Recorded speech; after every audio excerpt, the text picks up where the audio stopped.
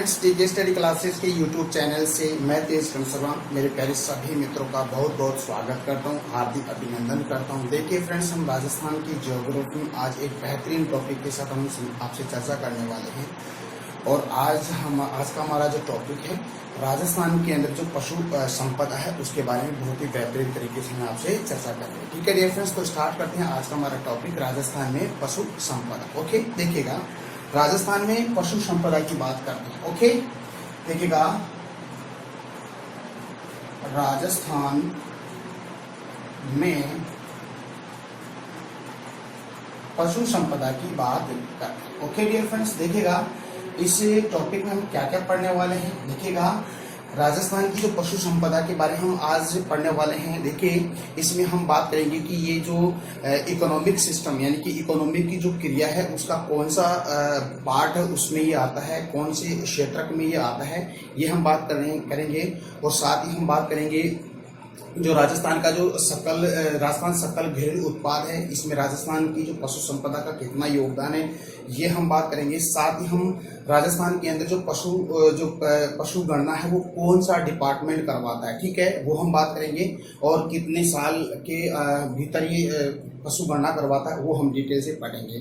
इसके अलावा dear friends हम बात करेंगे कि जो 17वीं और 18वीं 19वीं और 20वीं जो पशु जो गणना है उसके बारे में जितने भी डेटाज वगैरह है, न्यू डेटाज वगैरह है, हम उसको भी हम स्टडी करेंगे। ठीक है डियर फ्रेंड्स, देखिएगा सबसे पहले हम बात करते हैं। देखिए फ्रेंड्स, जो पशु संपदा है, राजस्थान की पशु संपदा मानते हैं तो जो पशु संपदा जो आर्थिक जो क्षेत्र होता है यानी आर्थिक जो क्रिया होती है उस आर्थिक क्रिया का कौन सा विषय, ये देखिएगा ये प्राथमिक क्षेत्र का विषय। ठीक है डियर फ्रेंड्स, तो पशु संपदा की आर्थिक क्षेत्र का कौन सी विषय का है, यानी कि प्राथमिक क्षेत्र का विषय है हमारा पशु संपदा। ओके, देखिएगा आर्थिक क्रिया क्या होती है डियर फ्रेंड्स, इसको आप समझिएगा। देखिए आर्थिक क्रिया क्या होती है कि मनुष्य की जो जिन क्रियाओं से यानी जो मनुष्य जो क्रिया करता है और उस क्रिया के बदले में उसको जो आर्थिक मुनाफा होता है या आर्थिक जो वृद्धि होती है उसको हम आर्थिक क्रिया कहते हैं। ठीक है डियर फ्रेंड्स,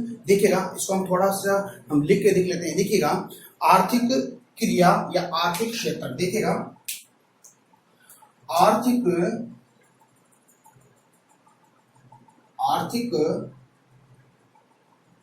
क्रियाएं। ओके डियर फ्रेंड्स, या इसको हम क्षेत्रक भी बोलते हैं। ठीक है डियर फ्रेंड्स, देखिएगा आर्थिक क्रियाएं या क्षेत्रक हम जिसे कहते हैं, देखिएगा यानी कि मनुष्य की जिन क्रियाओं के माध्यम से आर्थिक वृद्धि होती है उसको हम कहते हैं आर्थिक क्रिया कहते हैं। यानी कि मनुष्य की जिन क्रियाओं से यानी कि मनुष्य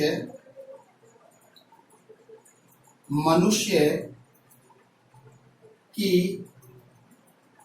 जिन क्रियाओं से उसे जो आर्थिक वृद्धि होती है तो डियर फ्रेंड्स उसे हम क्या कहते हैं, उसे हम आर्थिक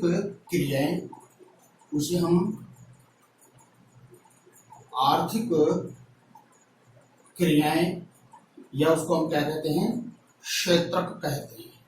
ठीक है डियर फ्रेंड्स, तो ये बात हम समझे। जैसे आप देख लीजिएगा, आप मनुष्य जो भी क्रिया कर रहा है, ठीक है, एक्टिविटीज कर रहा है और उस एक्टिविटीज के माध्यम से उसको जो मुनाफा होता है, मुनाफा आर्थिक की जो वृद्धि होती है उसको हम आर्थिक क्षेत्र की आर्थिक क्रिया हम कहते हैं। देखिए मोस्टली कहा गया है कि जो आर्थिक जो मानव की जो आर्थिक जो क्रियाएं होती है वो वर्तमान 5 भागों में उसको बांटा गया, यानी कि मनुष्य की आर्थिक क्रियाओं को 5 भागों में डिवाइड किया गया। ठीक है, देखिएगा मनुष्य की आर्थिक क्रियाओं को, देखिएगा मनुष्य की आर्थिक क्रियाओं को 5 भागों में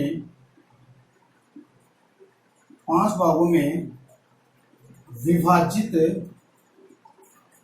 किया गया है। ठीक है डियर फ्रेंड्स, देखिएगा जो मनुष्य की जो आर्थिक क्रिया होती है उसको कितने भागों में डिवाइड किया है, उसको 5 भागों में डिवाइड किया। देखिए कौन कौन से भाग है डियर फ्रेंड्स, इसको आप लिख लीजिएगा, ये बहुत इंपॉर्टेंट है। और अक्सर यहाँ से भी क्वेश्चन जो अपनी जो इंडियन ज्योग्राफी है या अपन जो कहते हैं ऑप्शनल ज्योग्राफी, वहां से भी क्वेश्चन आता रहता है। देखिएगा हम कहते हैं आर्थिक क्रिया यानी आर्थिक क्षेत्र लेते हैं, आर्थिक क्षेत्र। देखिएगा इसके कितने जोन है, यानी कि इसके 5 क्षेत्र हैं, 5 जोन है। कौन कौन से हैं देखिएगा, 5 जोन है, कौन कौन से हैं इसको हम देख लेते हैं। देखिएगा ये 5 जोन कौन कौन से हैं। फर्स्ट नंबर पे जोन है इसका प्राथमिक क्षेत्र, ठीक है, प्राथमिक क्षेत्र, ओके। इसको बोलते हैं द्वितीयक क्षेत्र, द्वितीयक क्षेत्र, ओके। और इसको बोलते हैं तृतीयक क्षेत्र, तृतीयक क्षेत्र। इसको बोलते हैं चतुर्थ क्षेत्र। एंड द लास्ट है उसको बोलते हैं पंचम क्षेत्र, ठीक है डिफरेंस। मोस्टली हम पढ़ते हैं प्राथमिक क्षेत्र, द्वितीय क्षेत्र और तृतीय क्षेत्र के बारे में मोस्टली हम बात करते हैं। देखिएगा यहां से अगर हम देखें तो इसका विषय बता देते हैं। देखिएगा तो आर्थिक क्रिया का जो क्षेत्र का जोन है प्राथमिक क्षेत्र, द्वितीय क्षेत्र, तृतीय क्षेत्र, चतुर्थ क्षेत्र कह सकते हो, चतुर्थ या पंचम क्षेत्र कहते हैं। देखिएगा इसके कौन कौन से सब्जेक्ट, इसके कौन कौन से विषय डियर फ्रेंड्स, यहां से क्वेश्चन आता है। और मैं यहां से आपको जो पशु संपदा है यानी पशु संपदा आर्थिक क्षेत्र के कौन से जोन में आता है, वो प्राथमिक क्षेत्र में। देखिएगा इसके कौन कौन से जोन है डियर फ्रेंड। देखिए आप इसके जोन है, देखिएगा आखेट, आखेट यानी शिकार करना, संग्रहण, एग्रीकल्चर कृषि, ओके। एंड देन पशु संपदा, ठीक है डियर फ्रेंड्स, पशु संपदा एंड खनन, ठीक है डियर फ्रेंड्स। तो देखिएगा मैंने आपको शुरुआत में बताया था कि जो पशु संपदा है वो आर्थिक क्षेत्र के कौन से विषय का क्षेत्र है, वो प्राथमिक क्षेत्र का विषय है, ठीक है। तो देखिएगा ये कौन से विषय का आगे डियर फ्रेंड्स, ये पशु संपदा किस क्षेत्र का है, प्राथमिक क्षेत्र में आता है आपका पशु संपदा। तो देखिएगा मैंने बताया आपको कि जो पशु संपदा होती है यानी कि पशु संपदा है वो आर्थिक क्षेत्र के प्राथमिक क्षेत्र का ये क्या है, जोन है, विषय है, ठीक है डियर फ्रेंड्स। अब देखिएगा हम आगे बात करते हैं। देखिए प्राथमिक क्षेत्र के कौन कौन से विषय हैं, द्वितीय क्षेत्र के कौन कौन से विषय, तृतीय क्षेत्र के कौन कौन विषय है, और चतुर्थ और पंचम के कौन कौन से विषय। हम मोस्टली हम तीनों के बारे में पढ़ते हैं, यानी प्राथमिक, द्वितीय और तृतीय के बारे में पढ़ते हैं। चतुर्थ और पंचम के बारे में बहुत ही कम हमें इसके डेटाज मिलते हैं। तो हम इसके विषय की बात अगर करें तो देखिएगा हम बता देते हैं।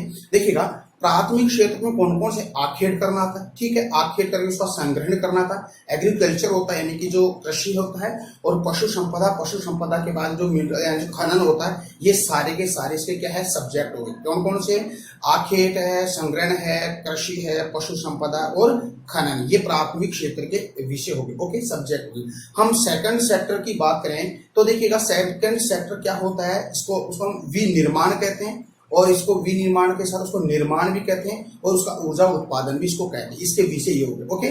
तृतीय क्षेत्र की डियर फ्रेंड्स बात करें तो यहाँ से बहुत ही बढ़िया क्वेश्चन निकल के आता है कि तृतीय क्षेत्र के कौन कौन से सब्जेक्ट है, ठीक है। तृतीय क्षेत्र के डियर फ्रेंड्स सब्जेक्ट है, परिवहन होता है, एक व्यापार होता है, संचार होता है, प्रशासन, मनोरंजन, बैंक, रेल और बीमा, ठीक है डियर फ्रेंड्स। तो ये सारे के सारे तृतीय क्षेत्र के, ठीक है।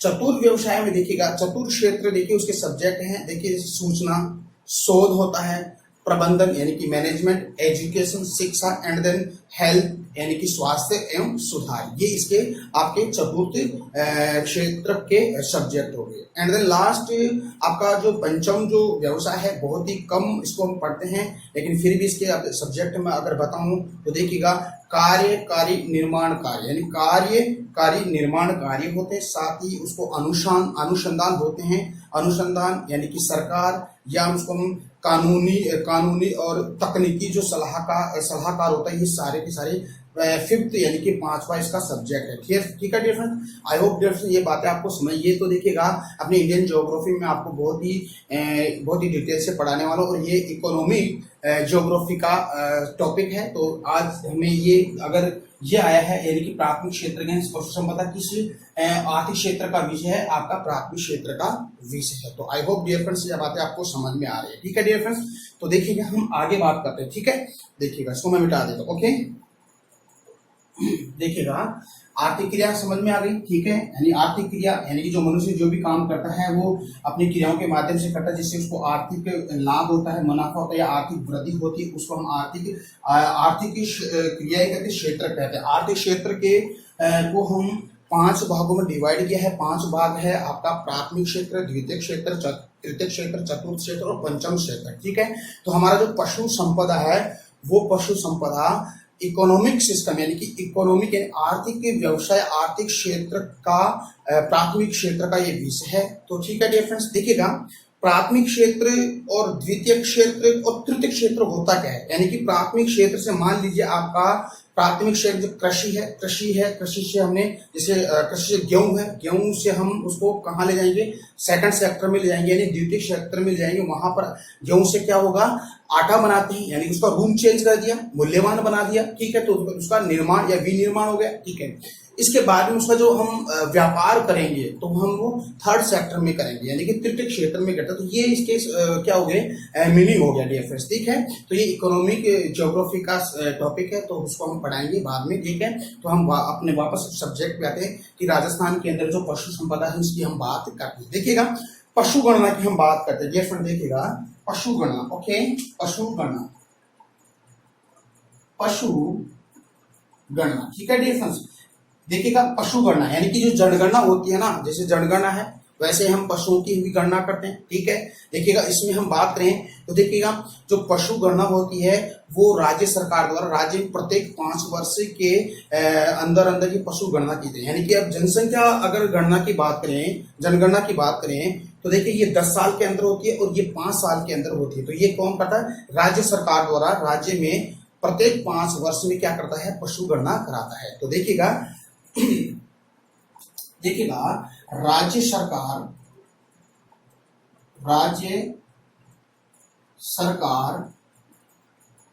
प्रत्येक राज्य में प्रति 5 वर्ष में पशु गणना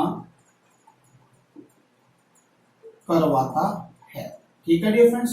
तो कौन करवाता है डियर फ्रेंड्स, ये राज्य सरकार करवाती है। प्रत्येक राज्य में क्या करती है, प्रति 5 वर्ष में पशु गणना करवाती है, ठीक है। तो राज्य सरकार प्रत्येक राज्य में प्रति 5 वर्ष में पशु गणना कराती है, ओके।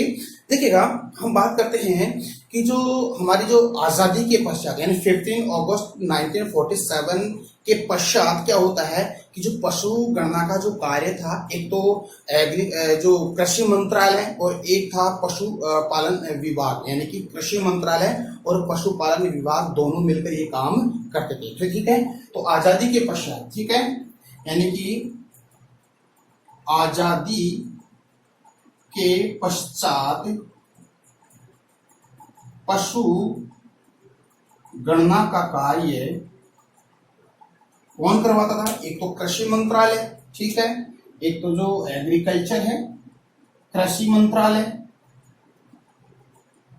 और एक आपका डियर फ्रेंड्स देखिएगा एक तो कृषि मंत्रालय, एक पशु पालन विभाग। कौन सा करवाता है, पशुपालन विभाग, पशुपालन विभाग, ठीक है डियर फ्रेंड्स। तो देखिएगा आजादी के पश्चात पशु गणना का कार्य कृषि मंत्रालय और पशुपालन विभाग करता था, पशुपालन विभाग करता था।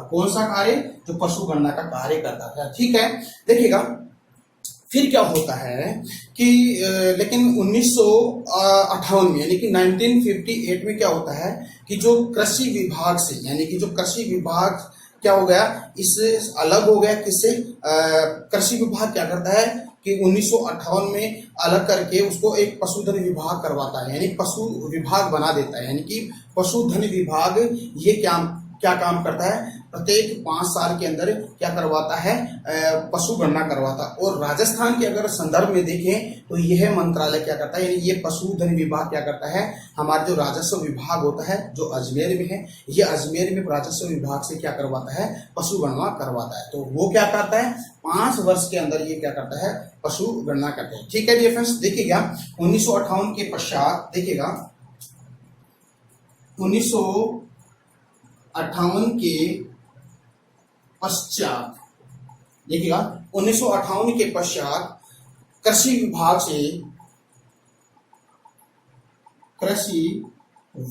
से 1958 के पश्चात कृषि विभाग से अलग करके, यानी कृषि विभाग से अलग करके क्या कर दिया जाता है डियर फ्रेंड्स, एक पशुधन विभाग बनाया जाता है। यानी कि एक अलग करके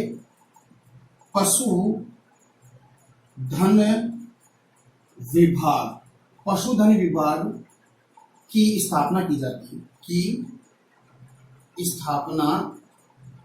जाती है। ओके डियर फ्रेंड्स, अब देखिएगा ये जो पशुधन विभाग है ये क्या करवाता है, ये पशुपालन विभाग पशुगणना संबंधी कार्य करता है। तो ये है प्रत्येक 5 वर्ष में ये काम करवाता है। तो ये राजस्थान के अंदर अगर बात करें तो ये जो पशुधन विभाग हमारे राजस्व मंडल के द्वारा, यानी कि राजस्व मंडल जो कहाँ है, अजमेर में है। राजस्थान राजस्व मंडल पशुधन विभाग के सानिध्य में पशुधन विभाग के निर्देशन में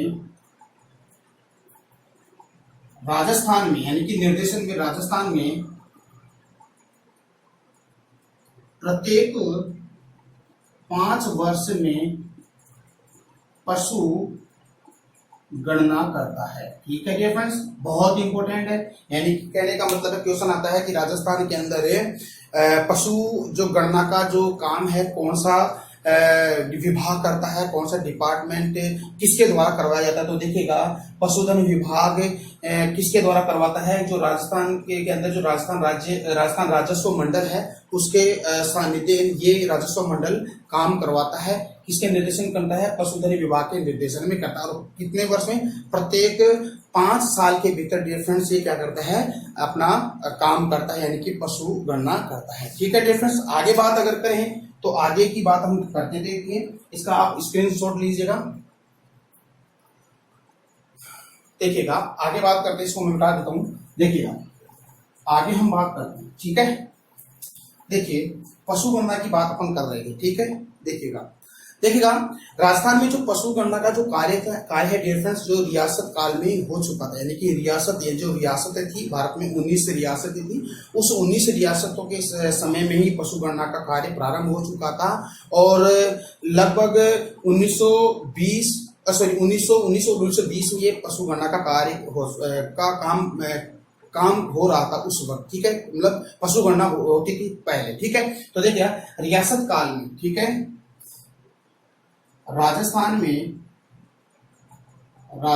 में पशु गणना का कार्य रियासत काल में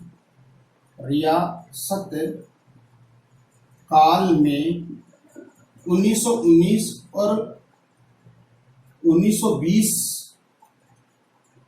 ईस्वी में राजस्थान में पशु गणना का कार्य रियासत काल में, कब, रियासत काल में 1920-19 में प्रारंभ हो चुका था डियर फ्रेंड। ठीक है, तो कहने का मतलब है कि नॉर्मली हम देखें तो 1920-21 में पशु गणना का कार्य हुआ रियासत काल में, लेकिन जो पहली जो पशु गणना है डियर फ्रेंड्स ये 1951 यानी कि 1951 में पहली पशु गणना हुई है। ठीक है डियर फ्रेंड्स, देखिएगा जो राजस्थान में सबसे पहले जो पशु गणना का कार्य 1920-21 रियासत काल में, उस वक्त राजस्थान यानी कि भारत का जो गवर्नर जनरल था डियर फ्रेंड्स वो कौन था, लॉर्ड रेडिंग भारत का गवर्नर जनरल था। तो उसके समय में भारत में रियासत काल में पशु गणना का कार्य प्रारंभ हुआ है। तो उस समय भारत का गवर्नर जनरल लॉर्ड रेडिंग था। कौन सा, इस समय, यानी कि उस समय। ठीक है डियर फ्रेंड्स, किस समय, रियासत काल में।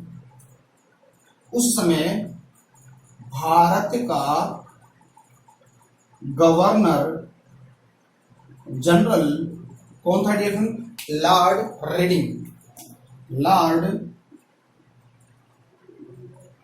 रेडिंग था। ठीक है, यानी कि लॉर्ड रेडिंग था। ठीक है, तो ये बहुत इंपॉर्टेंट है, ठीक है। पहली बात, रियासत कालीन में पशु गणना का कार्य प्रारंभ हुआ 1919 में, 1920 के अंदर। उस समय भारत का गवर्नर जनरल था लॉर्ड रीडिंग था, ठीक है। तो ये भी क्वेश्चन बनता है कि जो रियासत काल में जो पशु गणना हुई थी उस समय भारत का गवर्नर जनरल कौन था, तो लॉर्ड रीडिंग भारत का गवर्नर जनरल था। आई होप डियर फ्रेंड्स ये बातें आपको समझ में आ रही, ठीक है।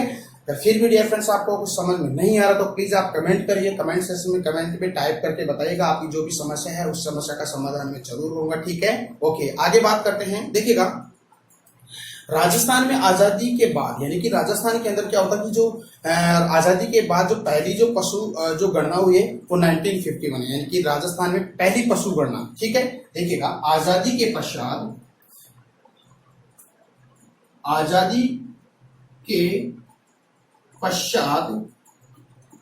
राजस्थान की प्रथम पशु गणना कब हुई है फ्रेंड्स?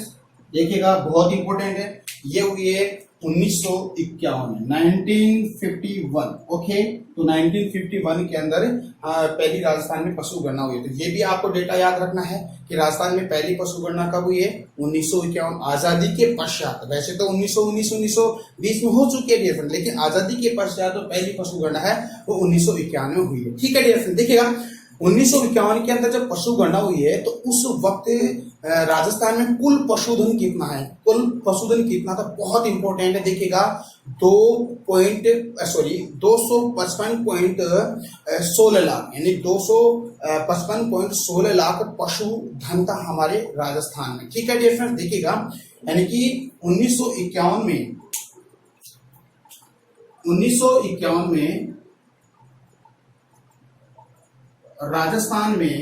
राजस्थान में पशु संपदा, ओके, कितने थी डियर फ्रेंड्स? 255.39 लाख, 255.39 लाख पशु थे डियर फ्रेंड्स। ये डेटा आपको याद रखना है, ठीक है। देखिएगा, 16 लाख है, ठीक है। तो ये डेटा आपको याद रखना है, ठीक है।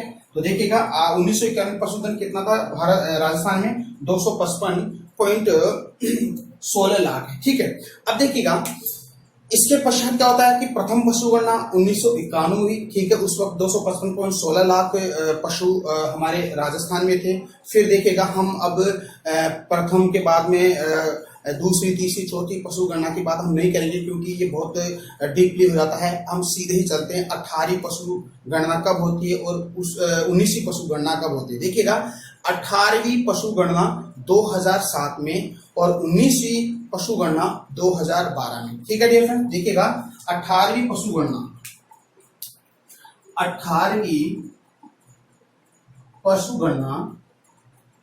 और एक 19वीं पशु गणना, ठीक है।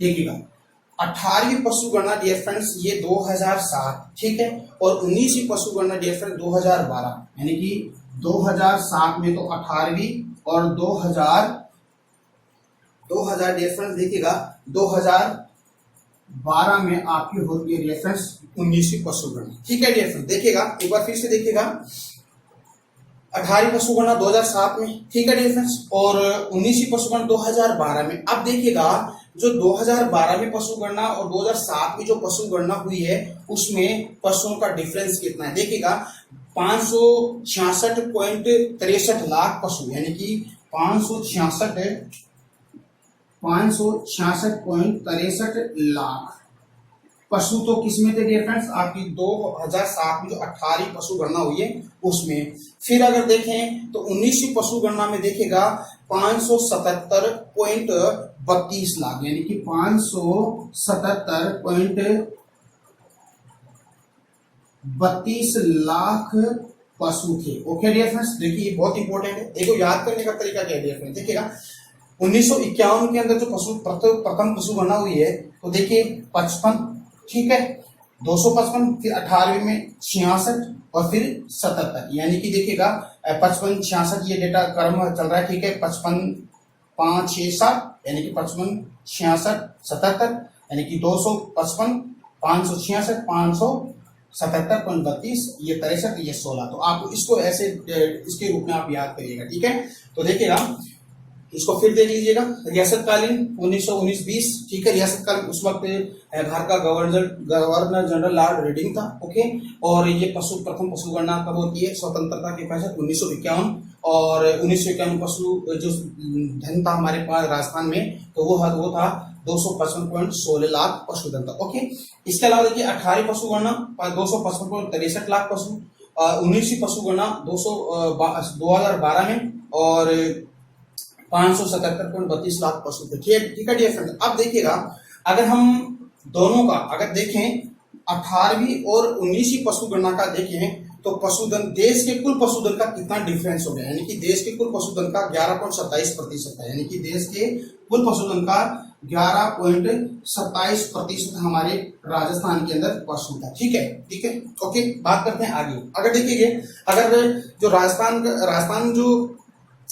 में सकल घरेलू जो उत्पाद है, राजस्थान में सकल घरेलू उत्पाद का कितना प्रतिशत पशुधन योगदान देता है? तो डियर फ्रेंड्स 8 से 10% से ये राजस्थान के अंदर पशुधन योगदान देता है, यानी कि राजस्थान सकल घरेलू उत्पाद में, ठीक है। यानी कहने का मतलब है, यानी कि राजस्थान से कहाँ, यानी 100 रुपए में से जो 8 ये से 10 रुपए आते हैं आपके पशुधन से आते हैं, यानी कि राजस्थान सकल घरेलू उत्पाद में इतना 8 से 10% हमारे पशुधन का योगदान है, ठीक है। अब बात करते हैं आगे की। देखिएगा, बहुत इंपॉर्टेंट है कि भारत में जो राजस्थान का जो दूसरा पशु संपदा की दृष्टि से सबसे बड़ा राज्य है, यानी कि सबसे ज्यादा पशुधन, सबसे ज्यादा प्रथम स्थान रखता है उत्तर प्रदेश और दूसरा स्थान रखता है हमारा राजस्थान, यानी कि भारत में राजस्थान का पशु संपदा की दृष्टि से सबसे बड़ा राज्य, पहला स्थान आता है आपका उत्तर प्रदेश और दूसरा स्थान आता है आपका राजस्थान, ठीक है फ्रेंड्स। देखिएगा, इसको मिटाते हैं, ओके। देखिए, स्क्रीनशॉट लीजिएगा इसका,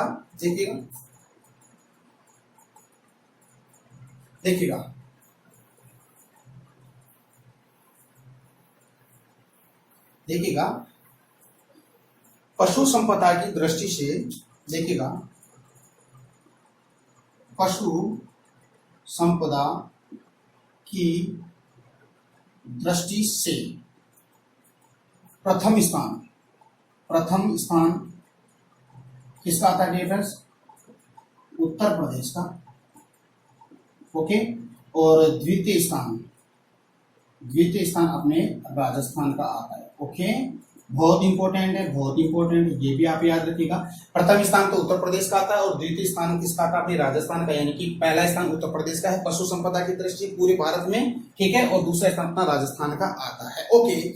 अब देखिए डियर फ्रेंड्स, हमने बात की फर्स्ट पशु गणना, ठीक है। पहली जो पशु गणना थी 1951 में की, उस वक्त प्रथम पशु गणना में कितने लाख पशु थे? 255.16 लाख पशु थे। फिर हमने बात की 18वीं पशु गणना 2007 में हुई डियर फ्रेंड्स, और वहां पर 566.63 लाख हमारे राजस्थान में पशु थे। फिर हम 19वीं पशु गणना की बात की, वो 2012 की थी, और 2012 में हमारे राजस्थान में जो कुल पशुधन था 570.32 लाख था। अगर हम देश के कुल पशुधन का अगर कंपैरिजन परसेंट निकाले तो हमारे राजस्थान में 11.27% पशु थे, ओके। बात की होगी। फिर दूसरी बात हमने की थी कि पशु संपदा की दृष्टि से भारत में राजस्थान का दूसरा स्थान था, प्रथम हमारे उत्तर प्रदेश का था, ओके।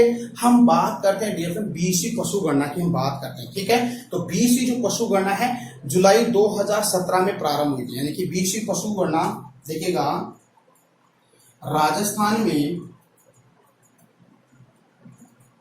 20वीं पशु गणना जुलाई 2017 में हुई थी, ठीक है।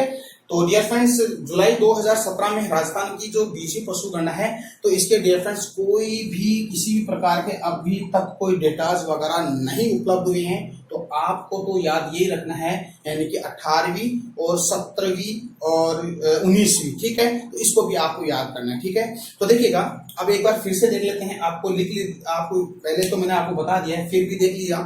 प्रथम पशु गणना 1951, ठीक है, ठीक है। फर्स्ट यानी कि प्रथम पशु गणना, ठीक है डियर फ्रेंड्स, 1951, ठीक है डियर फ्रेंड्स। हम बात करते हैं 18वीं पशु गणना कब होती है डियर फ्रेंड्स? एक ही देखिए 2007। 19वीं पशु गणना डियर फ्रेंड्स कब होती है? देखिएगा इसमें 5 जोड़िएगा, ये 2012। ठीक है डियर फ्रेंड्स। फिर हम 20वीं पशु गणना की बात करते हैं तो डियर फ्रेंड्स कब होती है? जुलाई 2017। इसमें 5 जोड़ेगा, जुलाई 2017। ठीक है। तो देखिएगा यहाँ की अगर बात करें तो आप इसको भी ऐसे देखिएगा, प्रथम कब होती है? 18वीं पशु गणना कब होती है? 19वीं और 20वीं। ठीक है। तो देखिए 18वीं यानी प्रथम 1951, दूसरी 18वीं 2007, इसमें 5 जोड़िए 12 हो गया, तो 19वीं, फिर इसमें 5 जोड़िए 17 हो गया, और 20वीं। अब देखिएगा प्रथम पशु गणना के अंदर कुल पशुधन था 1951 के अंदर जो कुल पशुधन था वो था 255.16 लाख पशु, यानी कि 255.16 लाख पशु थे। Okay dear friends. ठीक है। फिर इसके पश्चात हम 18वीं जो पशु गणना के अंदर 2007 में, उसमें कुल कितने पशु थे डियर फ्रेंड्स? देखिएगा 266.63 लाख, 566। ठीक है, 566.63 लाख। ठीक है। फिर हमने 19वीं पशु गणना की बात की थी तो देखिए 577.32 लाख, यानी कि 577.32 लाख पशु थे। और 20वीं पशु गणना में हमारे पास किसी प्रकार के डेटा नहीं है। तो देखिए डियर फ्रेंड्स, इसको आप बहुत इंपॉर्टेंट है, इसको याद कर लीजिएगा। ठीक है। फिर हम कल एक नए टॉपिक से हम आपसे चर्चा करने वाले हैं।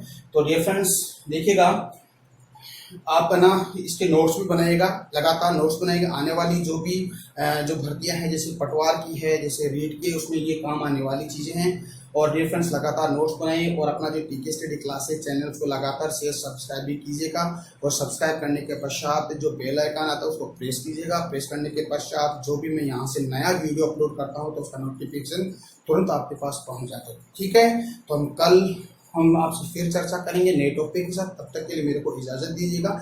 नमस्कार, जय हिंद, जय Bharat, bye bye, take care. Okay, bye bye.